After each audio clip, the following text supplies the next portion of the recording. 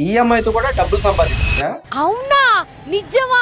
ఎలాగో చూద్దామండి. For suppose recent గా నా ల్యాప్టాప్ ఆడేది, కొత్త ల్యాప్టాప్ కొందాం అనుకున్నాను. కానీ నాకు నచ్చిన ల్యాప్టాప్ 1,60,000 రూపాయలు. నేను షోరూమ్ కి వెళ్లి రిప్రజెంటేటివ్ అడిగాను, రీసెంట్ గా ఏమైనా ఆఫర్స్ ఉన్నాయా? 18 నెలల ఇంట్రెస్ట్ ఫ్రీ ఆఫర్ ఉందన్న. అయితే నేను ఈ ఇంట్రెస్ట్ ని డిస్కౌంట్ రూపంలో ఇవ్వగలరా అని అడిగాను. కానీ అతను పాలసీ ప్రకారం ఇవ్వలేమన్నా. కానీ నాకు ల్యాప్టాప్ అవసరం. డైరెక్ట్ గా కొనడం కన్నా ఈఎంఐ లో కొనడమే నాకు మంచి ఆప్షన్ అనిపించింది. ఇప్పుడు దానివల్ల లాభం ఏంటో చూద్దాం. 18% జిఎస్టీ క్లెయిమ్.